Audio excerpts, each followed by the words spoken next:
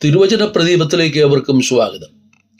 ഇന്നത്തെ ചിന്തയ്ക്ക് ആധാരമായ വചനം രാജാക്കന്മാരുടെ 1-ാം പുസ്തകം 2-ാം അധ്യായം 32-ാം വാക്യമാണ്. അവൻ്റെ രക്തപാതകം യഹോവ അവൻ്റെ തലമേൽ തന്നെ വരുത്തും.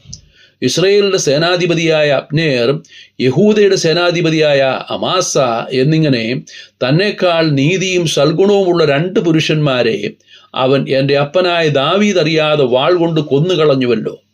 അബ്നേരിൻ്റെയും അമാസയുടെയും അകാല മരണത്തിൽ ദുഃഖിതനായ ശലോമോൻ പറയുന്ന വാക്കുകളാണിത്.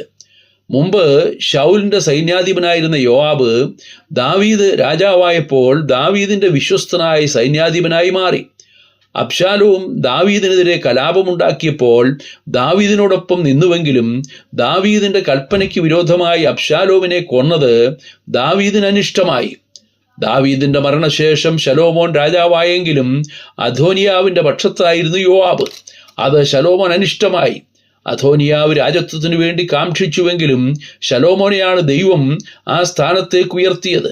അധോനിയാവിന് ജീവൻ നഷ്ടമായേക്കാമെന്ന് വന്നപ്പോൾ അവൻ യാഗപീഠത്തിൻ്റെ കൊമ്പുകളിൽ അഭയം പ്രാപിച്ചതിനാൽ ആദ്യം വിടുതൽ ലഭിച്ചെങ്കിലും പിന്നീട് അവൻ്റെ അത്യാർത്ഥി കൊണ്ട് തന്നെ ശലോമോനാൽ വധിക്കപ്പെടേണ്ടി വന്നു. യോവാബ് അധോനിയാവിൻ്റെ പക്ഷം ചേർന്നതുകൊണ്ട് കൊല്ലപ്പെടുമെന്നുള്ള ഭയം ഉണ്ടായിരുന്നതിനാൽ അവനും യാഗപീഠത്തിൻ്റെ കൊമ്പുകളിൽ അഭയം പ്രാപിച്ചെങ്കിലും ബെന്യാമിനെ വിട്ട് അവിടെ നിന്ന് ഇറക്കിക്കൊണ്ടുവന്ന് കൊന്നുകളഞ്ഞു.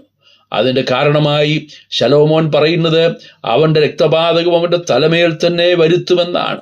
അവൻ തന്നെക്കാൾ നീതിയുള്ള അബ്നേറിനെയും അമാസിയെയും വഞ്ചനയിലൂടെ കൊന്നുകളഞ്ഞു. അബ്നേരിനെ നയപരമായി വിളിച്ചു വരുത്തി ഹെബ്രോന്റെ പടിവാതിൽക്കൽ വെച്ച് കൊല്ലുകയായിരുന്നു. ഹെബ്രോൻ സങ്കേത നഗരമായിരുന്നു. ഒരു പടി കൂടെ മുമ്പോട്ട് വെച്ചിരുന്നെങ്കിൽ അവന് ജീവൻ നഷ്ടപ്പെടുകയില്ലായിരുന്നു. ആ മരണം ദാവീദിന് ദുഃഖമുളവാക്കി. നീ ഒരു നീചനെ പോലെയോ പട്ടുപോയതെന്ന് പറഞ്ഞ് അബ്നേറിനെ കുറിച്ച് ദുഃഖിക്കുന്ന ദാവീദിനെ നമുക്ക് കാണാം. അമാസയും അതുപോലെ തന്നെ യോവാബ് ചതിപ്രയോഗത്തിലൂടെ കൊല്ലുകയായിരുന്നു. സ്വകാര്യം പറവാൻ അടുത്തേക്ക് വിളിച്ച് വാൾ വയറ്റിൽ കിടത്തി കൊലപ്പെടുത്തി. യോവാബ് ധീരനായ സൈന്യാധിപനായിരുന്നെങ്കിലും അധികാരമോഹവും സ്വാർത്ഥ താല്പര്യവും അവനെ അപകടത്തിലാക്കി. അവൻ ചെയ്തിട്ടുള്ള നീതിയില്ലാത്ത പ്രവർത്തികൾക്ക് പകരം ശലോമോൻ അവനെ ശിക്ഷിച്ചു. അവൻ്റെ രക്തപാതകവും അവൻ്റെ തലമേൽ തന്നെ വരുത്തി. അവൻ വിതച്ചത് തന്നെ കൊയ്തു. ഗലാത്യലേഖനം 6-ാം അധ്യായം 7-8 വാക്യങ്ങളിൽ ദൈവത്തെ പരിഹസിച്ചുകൂടാ. മനുഷ്യൻ വിതയ്ക്കുന്നത് തന്നെ കൊയ്യും. ജഡത്തിൽ വിതയ്ക്കുന്നവൻ ജഡത്തിൽ നിന്ന് നാശം കൊയ്യും. ആത്മാവിൽ വിതയ്ക്കുന്നവൻ ആത്മാവിൽ നിന്ന് നിത്യജീവൻ കൊയ്യും എന്ന് വായിക്കുന്നു. ജഡത്തിൽ വിതച്ച് ജഡത്തിൽ നിന്ന് നാശം കൊയ്ത മറ്റു പലരെയും നാം തിരുവെഴുത്തിൽ കാണുന്നു. വിതച്ചത് മാത്രമല്ല, അതിലധികവുമാണ് കൊയ്യേണ്ടി വരുന്നത്. നാം എന്ത് വിതയ്ക്കുന്നുവെന്ന് ഓരോരുത്തരും ചിന്തിക്കണം. വഞ്ചന വിതച്ച് വഞ്ചന കൊയ്ത വ്യക്തിയാണ് യാക്കോബ്. ഏശാവിൽ നിന്ന് തന്ത്രപൂർവം ജ്യേഷ്ഠാവകാശവും അനുഗ്രഹങ്ങളും തട്ടിയെടുത്ത വ്യക്തിയാണ് യാക്കോബ്. അതുകൊണ്ട് തൻ്റെ വിവാഹകാര്യത്തിൽ അമ്മായിയപ്പനായ ലാബാനാൽ വഞ്ചിക്കപ്പെട്ടു. റാഹേലിന് പകരം കണ്ണിൻ്റെ ശോഭ മങ്ങിയ ലേയയാണ് ഭാര്യയായി സ്വീകരിക്കേണ്ടി വന്നത്. 10 പ്രാവശ്യം ലാബാൻ അവൻ്റെ പ്രതിഫലം മാറ്റിയെന്ന് നാം വായിക്കുന്നു. വഞ്ചിക്കുന്നവൻ വഞ്ചിക്കപ്പെടുക തന്നെ ചെയ്യും. കാറ്റ് വിതച്ചാൽ കൊടുങ്കാറ്റ് കൊയ്യും. ദാവീദിൻ്റെ അനുഭവത്തിൽ നമുക്കിത് മനസ്സിലാക്കാം. ഊരിയാവിൻ്റെ ഭാര്യയെ സ്വന്തമാക്കുവാൻ ഊരിയാവിനെ പടയുടെ മുമ്പിൽ നിർത്തി കൊല്ലിച്ചതും അതിനുവേണ്ടി താൻ ചെയ്ത നീതികെട്ട പ്രവർത്തികളും നിമിത്തം ദൈവം ദാവീദിനെ ശിക്ഷിച്ചു. അവൻ പാപം ഏറ്റുപറഞ്ഞു.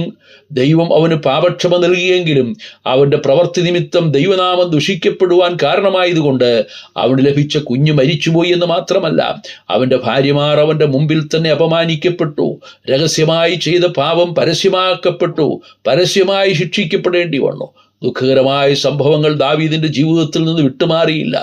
ഹാമാൻ ദുഷ്ടത വിതച്ചു, ദുഷ്ടത കൊയ്ത വ്യക്തിയാണ്.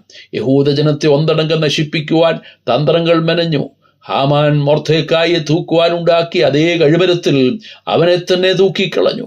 നാം വിതയ്ക്കുന്ന വാക്കുകൾ നല്ല വാക്കുകളും ആത്മീയ വർധന ഉളവാക്കുന്നതുമാണെങ്കിൽ നമുക്കതിൻ്റെ ഫലം നല്ല നിലയിൽ തന്നെ കൊയ്യുവാൻ കഴിയും.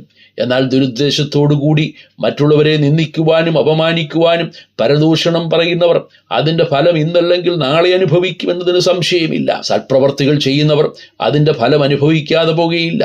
തബീത മരിച്ചപ്പോൾ അവളുടെ സൽപ്രവർത്തികളാണ് പ്രശംസിക്കപ്പെട്ടത്. വിശ്വസ്തത വിതച്ച് വിശ്വസ്തത കൊയ്ത ആളാണ് യോസേഫ്. ദൈവസന്നിധിയിൽ അവൻ വിശ്വസ്തനായിരുന്നു.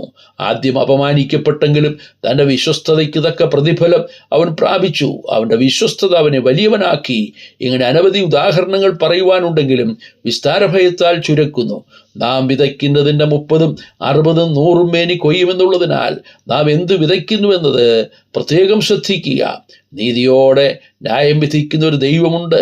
മുഖപക്ഷം കൂടാതെ പ്രതിഫലം നൽകുന്ന ദൈവം സ്വർഗത്തിലുണ്ട് എന്ന ബോധ്യത്തോടുകൂടെ നമുക്ക് ജീവിക്കാം. നമ്മുടെ വാക്കുകളും പ്രവൃത്തികളും ദൈവസന്നിധിയിൽ നീതിയുള്ളതാകട്ടെ. ജഡത്തിൽ വിതച്ചാൽ നാശം കൊയ്യുമെന്നതിനാൽ ആത്മാവിൽ വിതച്ച് ആത്മാവിൽ നിത്യജീവൻ കൊയ്യുന്നവരാകാം. കർത്താവ് നമ്മെ സഹായിക്കട്ടെ. കർത്താവിൻ്റെ നാമം മഹത്വപ്പെടുമാറാകട്ടെ. സ്വർഗീയ പിതാവേ, അങ്ങയുടെ തിരുവചനം കേൾക്കുവാൻ ഒരിക്കൽ കൂടെ ഞങ്ങൾക്ക് അവസരം ലഭിച്ചല്ലോ. ജഡത്തിൽ വിതച്ച് ജഡത്തിൽ നിന്ന് നാശം കൊയ്ത യാക്കോബിനെ സംബന്ധിച്ചും ദാവീദിനെ സംബന്ധിച്ചും ഹാമാനെ സംബന്ധിച്ചും ഞങ്ങൾ ചിന്തിക്കുകയായിരുന്നു. എന്നാൽ വിശ്വസ്തതയിലൂടെ ദൈവത്താൽ മാനിക്കപ്പെട്ട യോസേഫിനെ കുറിച്ച് ഞങ്ങൾ ചിന്തിച്ചു. ഞങ്ങളുടെ വാക്കുകളും പ്രവർത്തികളും അങ്ങേക്ക് പ്രസാദകരമായിരിക്കാൻ്റെ കോണം, നന്മ വിതച്ച് നന്മ കൊയ്യുന്നവരായിരിക്കുവാൻ്റെ കോണം, അങ്ങേക്ക് പ്രസാദകരമായ പ്രവർത്തികൾ ചെയ്യുവാൻ അധിക കൃപ ഞങ്ങൾക്ക് നൽകണമേ. പ്രാർത്ഥന കേട്ടതുകൊണ്ട് സ്തോത്രം. ക്രിസ്തുയേശുവിൻ്റെ ധന്യമായ നാമത്തിൽ തന്നെ. ആമേൻ.